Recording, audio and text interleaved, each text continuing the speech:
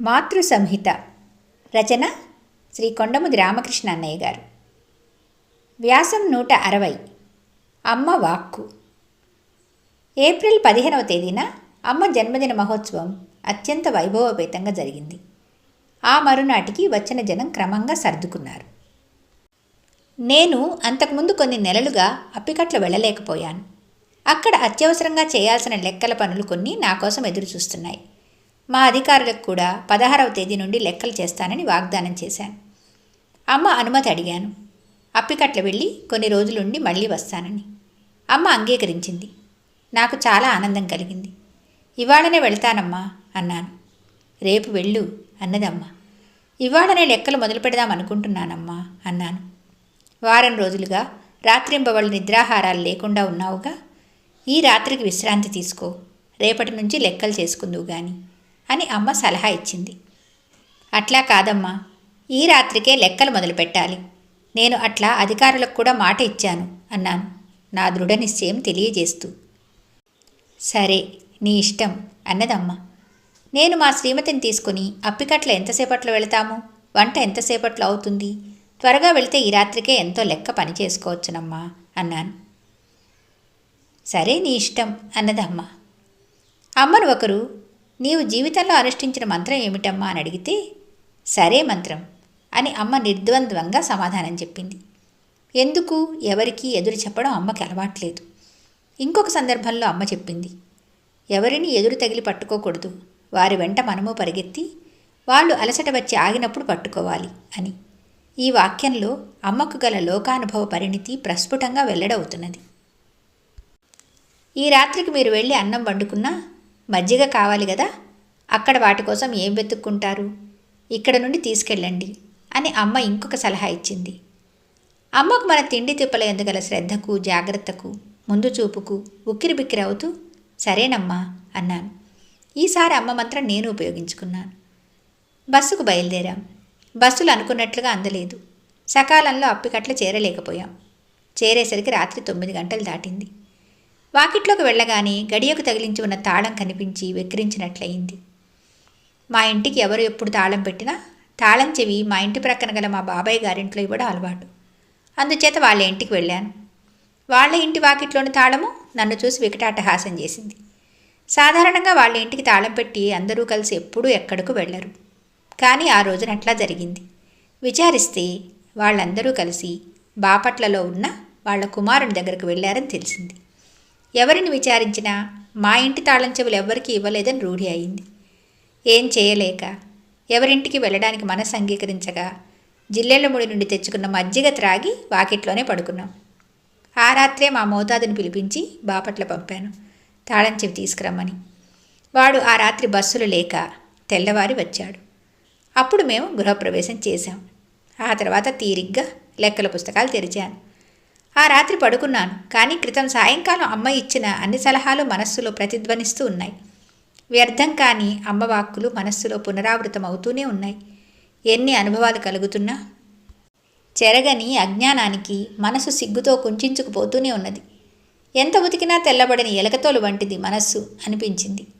కుక్కతోక వంటిది అనిపించింది. అసలు మొట్టమొదట అమ్మ ఇట్లా ఇచ్చిన ఒక అనుభవానికే మనస్సు ఆకర్షితమైంది. అది 1969. శరన్నవరాత్రులు మొదలైనాయి. అప్పుడు మా పెద్ద కుమారునికి 5 సంవత్సరాలు. నేను జిల్లెళ్ళముడి వస్తుంటే వాడు అప్పికట్ల నుండి నాతో జిల్లెళ్ళముడి వచ్చాడు. దసరా ప్రారంభమైంది. వాడు వాళ్ళ అమ్మ కోసం, బామ్మ కోసం దిగులు పడి ఏడవడం సాగించాడు. వాడిని సముదాయించడం, వాడితో నేను అక్కడ ఉండడం అసాధ్యం అనుకుని వాడిని అప్పకట్లలో దించి రాదలుచుకున్నాను. ఇదే అమ్మకు విన్నవించాను. అమ్మ సరే అంటూ, దసరా వెళ్ళగానే వస్తావా అని అడిగింది. అదేమిటమ్మా, దసరా వెళ్ళడం అంటే ఇంకా 9 రోజులు ఉన్నది. నేను ఈ రాత్రికి వెళ్ళి వీడిని అక్కడ దించి రేపు ఉదయమే తిరిగి ఇక్కడికి వస్తానమ్మా అన్నాను. రేపే వస్తావా అని అమ్మ అడిగింది. నాకు ప్రస్తుతం అక్కడ పనేమీ లేదమ్మా, రేపే వస్తాను, తెల్లవారేసరికి వస్తాను అన్నాను. 4 మైళ్ళు వెళ్ళడం ఎంతలోకి, తిరిగి రావడం ఎంతలో అని నా అభిప్రాయం. సరే వెళ్ళిరా అని అమ్మ పంపింది. ఆ రాత్రి అప్పికట్ల నిర్విఘ్నంగా చేరాను. ఆ రాత్రి అకస్మాత్తుగా కుంభవృష్టి కురిసింది. కాలువలు పొంగాయి, వాగులు పొంగాయి, చేలు చెరువులు ఏకమైనాయి. అప్పికట్లకు జిల్లెళ్ళముడికి మధ్య 4 మైళ్ళు కాదు 4 సముద్రాలైనాయి. ఎవరిని విచారించినా జిల్లెళ్ళముడి చేరడం అసాధ్యమన్నారు. అమ్మకు ఇచ్చిన మాట ప్రకారం జిల్లెళ్ళముడి చేరాలని శతవిధాలా ప్రయత్నించాను. ఆహా, నా వల్ల కాలేదు. ఆ రోజల్లా అమ్మ మాటలోని సత్యానికి బలానికి ఆనందించే కంటే అమ్మకు ఇచ్చిన మాటను నిలుపుకోలేకపోయానే అని అమితంగా విచారించాను. అప్పట్లో ఎవరికైనా ఏమైనా మాటని ఇస్తే తప్పటం అలవాటు లేనందున రోజంతా మనసు చాలా కలత చెందింది. అన్నం సహించలేదు. అందులో అమ్మకు ఇచ్చిన మాటను మొదటిసారిగా నెరవేర్చలేకపోయినందున మనస్సు కుళ్ళి కుళ్ళి ఏడ్చింది. ఆ రాత్రి అసలు నిద్రపట్టలేదు. చివరకు తెల్లవారుజామున అది నిద్రో మెలకువో స్వప్నమో నిర్ణయించలేను. అమ్మ కనిపించింది. నన్ను చూసి నవ్వింది. అందులో పరిహాసమే ఉందో జాలే ఉందో ప్రేమే ఉందో ఇప్పటికీ నాకు తెలియదు. అనుకున్నది జరగదు, మనకున్నది తప్పదు అని అర్థమైంది. మనం చేద్దామనుకున్నా ఏమీ చేయలేమని బోధపడింది. మన క్రియలకు కర్తలం మనం కాదని రుజువైంది. మన క్రియలన్నిటికీ కర్త మరొకరని, అది అమ్మ అని ఒక నమ్మకం ఏర్పడింది. తర్వాత అమ్మ అన్నట్లుగానే దసరా తర్వాతనే జిల్లెళ్ళముడి వెళ్ళగలిగాను. 10 రోజుల వియోగం తర్వాత అమ్మను చూశానని ఆనందమో, 10 రోజుల ఎడబాటుకు కలిగిన దుఃఖమో, అమ్మకు ఇచ్చిన మాట ఓడిపోయిందని బాధో, కారణం ఏమైనా కానీ అమ్మ ఒడిలో వాలిపోయి వెక్కి వెక్కి ఏడ్చాను.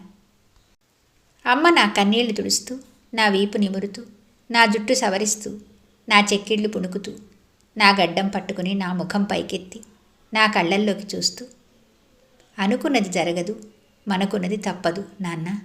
మన క్రియలకు కర్తలం మనం కాదు అని తెలుసుకుంటే జీవితంలో ఒడిదుడుకులు ఉండవు, సుఖదుఖాలుండవు, అంతా ఆనందమే, అంతా తృప్తే అన్నది.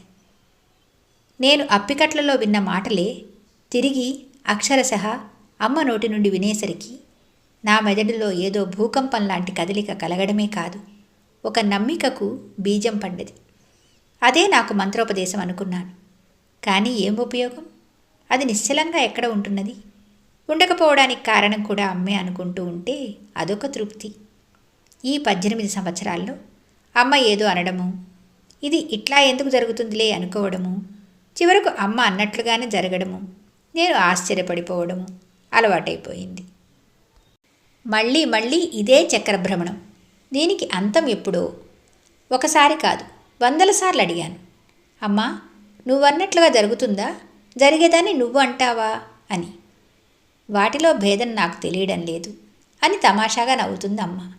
ఆ నవ్వే కోటి అమృత వర్షాలై నన్ను నిలువెల్లా తడిపేస్తుంది ప్రతిసారి.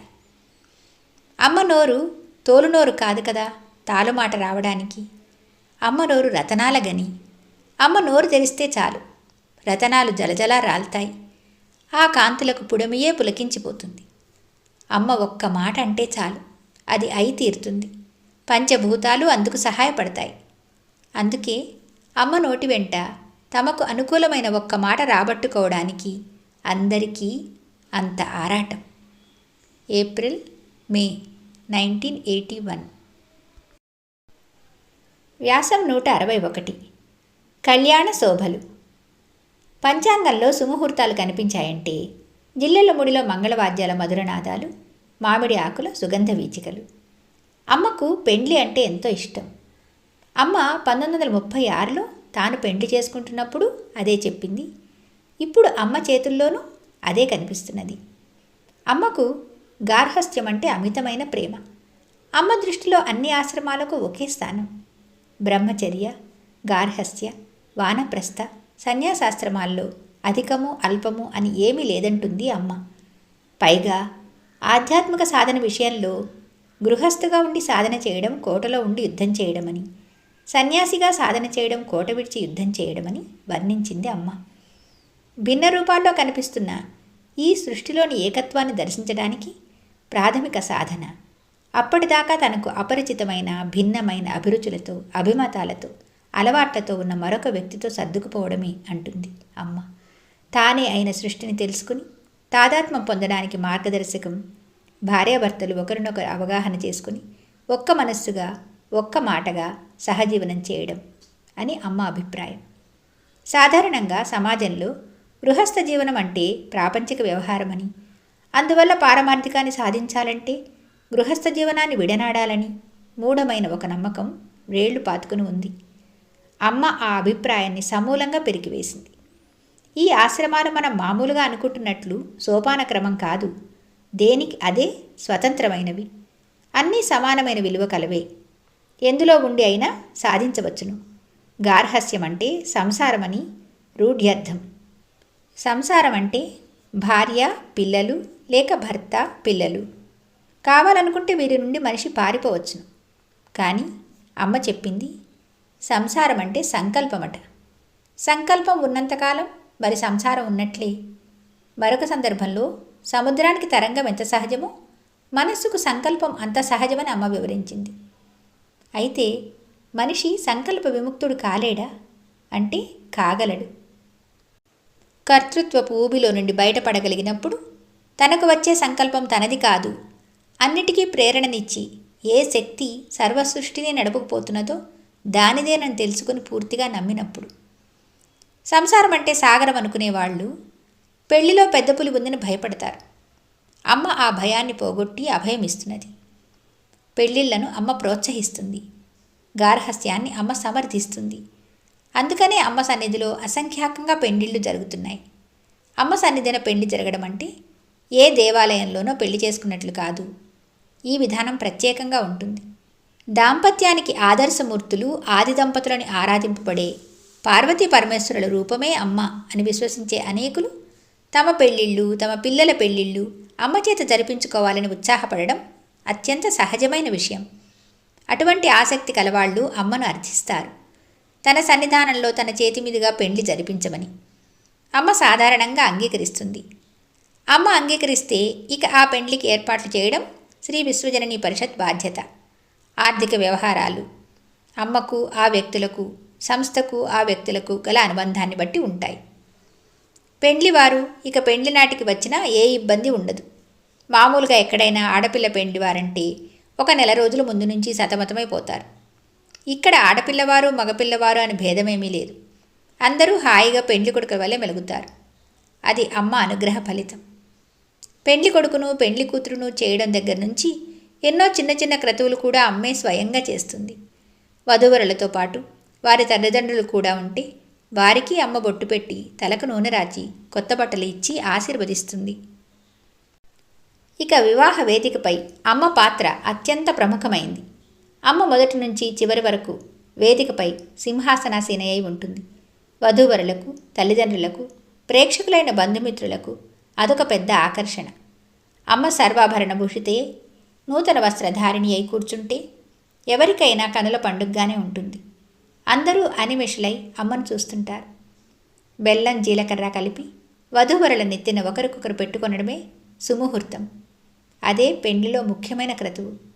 కానీ అమ్మ సన్నిధిలో అమ్మ కుర్చీ నుంచి లేచి వచ్చి ఆ బెల్లం, జీలకర్ర కలిపిన పదార్థాన్ని తీసుకుని 2 భాగాలు చేసి సర్వవాద్యాలు మారుమ్రోగుతుండగా తానే వధూవరుల శిరస్సులపై పెడుతుంది. తర్వాత వధూవరుల చేతులు తీసుకొని ఒకరి చేయిని మరొకరి శిరస్సుపై ఉంచుతుంది. సూత్రధారణ సమయంలో కూడా అన్ని వాద్యాలు ఒక్క పెట్టున మారుమ్రోగుతుండగా ఒక్కొక్క సూత్రాన్ని ప్రేక్షకులకు చూపి వధువు మెడలో తానే ముళ్ళు వేస్తుంది. వరుడు అమ్మ ప్రక్కన నిల్చుని ఉంటాడు. ఒక్కొక్క వరుడు ఆ 3 ముళ్ళు తానే వేయాలని ఉబలాటపడతాడు. అది తన అధికారంగా భ్రమపడతాడు. అటువంటప్పుడు అమ్మ తాను ప్రక్కన సహాయంగా నిల్చుని వరుని చేతనే ముళ్ళు వేయిస్తుంది. కానీ సాధారణంగా అమ్మ చేతనే ముళ్ళు వేయిస్తారు. కారణం, అమ్మ అమృత హస్తంతో ముడిపడితే అది తమకెంతో రక్ష అని అందరి విశ్వాసం. తర్వాత తలంబ్రాల సన్నివేశం ఎంతో రమణీయంగా ఉంటుంది. వధూవరులు ఒకరికొకరు తలంబ్రాలు పోసుకునే ముందు అమ్మ ముందుగా ఆ ఇద్దరి తలలపై 3 దోసిళ్ల తలంబ్రాలు పోస్తుంది. తర్వాత దోసిళ్ల కొద్దీ రంగురంగుల పూలు, రకరకాల పూలు అత్యంత ఉత్సాహంగా, అత్యంత వేగంగా కుమ్మరిస్తుంది. తర్వాత తన మెడలో ఉన్న పూలదండ తీసి వధూవరులను అలంకరిస్తుంది. ఆ సన్నివేశంలో అమ్మ ప్రేమ, ఉత్సాహం, ఆశీర్వచనం అన్నీ కనిపిస్తూ వధూవరులతో పాటు ప్రేక్షకులను కూడా ఎంతగానో ఉత్తేజపరుస్తాయి. అమ్మ సన్నిధిన పెండ్లి అని పిలుపు అందితే ఆ అవకాశాన్ని ఎవరూ జారవిడుచుకోరు. అందరూ వస్తారు. వధూవరులు, వారి తల్లిదండ్రులు, ప్రేక్షకులైన బంధుమిత్రులు అందరూ అమ్మ ఆశీర్వచనాన్ని వాత్సల్యాన్ని పొంది సంతృప్తులై సంతోషితాంతరంగులవుతారు. అన్ని విషయాల్లో లాగానే అమ్మ వధూవరులకు కూడా ఒక కొత్త నిర్వచనాన్ని అనుగ్రహిస్తూ ఒక కొత్త సందేశాన్ని అందిస్తున్నది. సాంప్రదాయాలన్నీ భార్యకు భర్త దేవుడు అని చెబుతుంటే అమ్మ భర్తకు భార్య కూడా దేవతయే అని చెప్పింది. ఇది అపూర్వమైన ప్రవచనం, ఆదర్శమైన ప్రబోధం. 14వ తేదీన రమేష్ హైమ వివాహం జరుగుతుండగా అమ్మ రమేష్ చేత హైమ పాదానికి మెట్టెలు తొడిగించింది. అది చూసి అందరూ ఆశ్చర్యపడుతుంటే, ముందు భార్యాభర్తలలోనైనా న్యూనతాధిక్యాలు తొలగకపోతే అంతటా అన్నిటియందు ఒకే దానిని చూడడం ఎట్లా సాధ్యమవుతుంది అంటూ ప్రశ్నార్థకమైన ప్రబోధాన్ని అందించింది. జూన్ 1981. జయ హో మాతా.